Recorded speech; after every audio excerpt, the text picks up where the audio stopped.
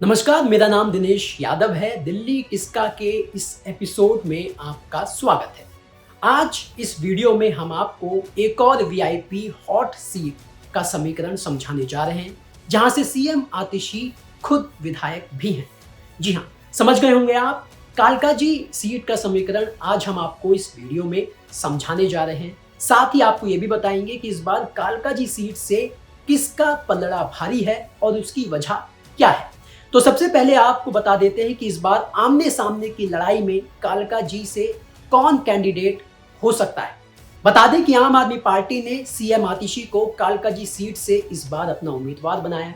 हालांकि बीजेपी और कांग्रेस ने अभी तक कालका जी सीट से किसी भी उम्मीदवार के नाम की घोषणा नहीं की है, लेकिन चर्चा यह है कि कांग्रेस से अलका लांबा इस सीट से चुनाव लड़ सकती हैं, तो वहीं बीजेपी से पूर्व सांसद रमेश बिधूड़ी कालकाजी विधानसभा सीट से आतिशी के खिलाफ चुनावी मैदान में उतर सकते हैं।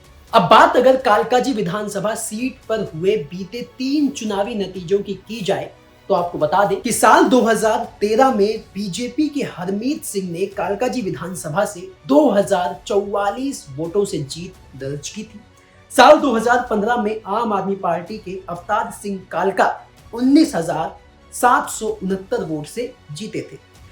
तो वहीं साल 2020 में आम आदमी पार्टी की तरफ से आतिशी ने इस सीट को 11,393 वोटों से जीता था। बात अगर साल 2020 में हुए विधानसभा चुनावों के नतीजों की जाए तो इस सीट पर आम आदमी पार्टी की तरफ से आतिशी चुनावी मैदान में थी। उन्हें 55,897 वोट मिले थे। बीजेपी की तरफ से धर्मवीर सिंह ने चुनाव लड़ा था, जिन्हें 44,504 वोट मिले थे। तो वहीं कांग्रेस की शिवानी चोपड़ा को सिर्फ 4,965 वोट मिले थे। तो पिछले 3 विधानसभा चुनावों में कालका जी की सीट पर आम आदमी पार्टी ने 2 बार अपनी झाड़ू चलाई है, लेकिन इस बार कौन जीतेगा इसका आइडिया आप लोकसभा चुनाव जो 2024 में हुए थे, अगर उसके नतीजों को विधानसभा वाइज कन्वर्ट करें तो आपको बता दें कि साल 2024 में हुए लोकसभा चुनाव में कालका जी सीट से बीजेपी के रामवीर सिंह बिधूड़ी करीब 12,000 वोटों से आगे रहे थे। साल 2024 के लोकसभा चुनाव में कालका जी विधानसभा में कुल 1,01,972 वोट पड़े थे, जिसमें बीजेपी को 55,755 वोट मिले थे, तो वहीं आम आदमी पार्टी को 43,706 वोट मिले थे। यानी बीजेपी लोकसभा के चुनाव में कालका जी विधानसभा से काफी आगे रही थी। अब आपको इस सीट का समीकरण समझा देते हैं कि सीट पर चुनावी जातीय समीकरण क्या है। बता दें कि कालका जी विधानसभा में कुल 1,64,239 वोटर्स हैं, जिसमें पुरुष वोटर्स की संख्या 92,022 है, तो वहीं महिला वोटर्स की संख्या 72,206 है। बाकी अदर वोटर्स हैं। जातीय समीकरण की बात की जाए तो इस सीट पर 8% सिख, 25% पंजाबी, 22% ओबीसी, 10% ब्राह्मण, 9% वैश्य, 4% गुर्जर, 15% एससी और 6% मुस्लिम वोटर है। तो वहीं एक इंटरेस्टिंग फैक्टर ये भी है कि इस सीट पर 40% जो तबका है वो झुग्गी झोपड़ियों में रहता है, यानी वो झुग्गी झोपड़ी वाला वोटर है। तो वहीं सीट में ईस्ट ऑफ कैलाश, सुखदेव विहार और नेहरू एनक्लेव जैसे पॉश इलाके भी आते हैं, और इसके अलावा जेजे क्लस्टर की संख्या अच्छी खासी इस सीट पर है। अब इस बार के चुनाव में आतिशी के लिए जो फैक्टर उनके फेवर में काम कर सकता है वो आपको बता देते हैं। बता दें कि पिछले चुनाव में उनका मार्जिन 11,000 का रहा था। आतिशी का मार्जिन 11,000 का रहा था, जो एक बड़ा फैक्टर है। आतिशी पंजाबी राजपूत परिवार से आती हैं। इस सीट पर सबसे ज्यादा 25% पंजाबी वोटर है, उसका फायदा आतिशी को मिल सकता है।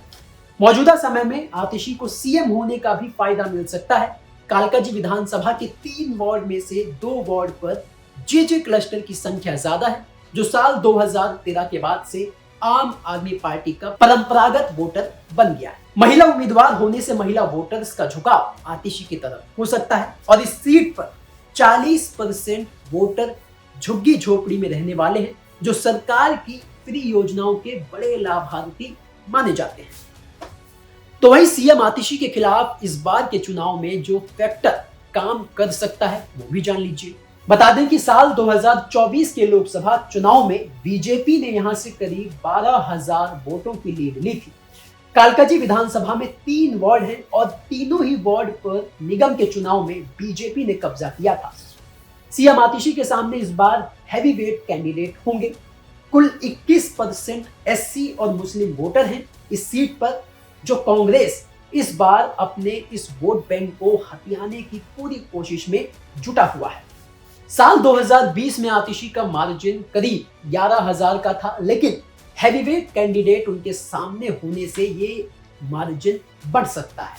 कांग्रेस पिछले चुनाव के मुकाबले अगर इस सीट पर अच्छा प्रदर्शन करती है तो इस बार खेल बिगड़ सकता है। तो ये था कालकाजी विधानसभा सीट का इस बार का पूरा चुनावी समीकरण। आपका एनालिसिस कालकाजी विधानसभा को लेकर क्या कहता है? किसका पलड़ा ज्यादा भारी है, किसका पलड़ा कम भारी है? ये आप हमें कमेंट सेक्शन में कमेंट करके बता सकते हैं। बाकी ये वीडियो कैसा लगा ये भी आप अपनी राय हमें दे सकते हैं। ऐसे ही एक एक विधानसभा के समीकरण हम आपको समझाने की कोशिश इस शो के जरिए करते रहेंगे। बाकी चुनावी खबरों के लिए और भी खबरों के लिए आप लगातार देखते रहिए दिल्ली तक। धन्यवाद।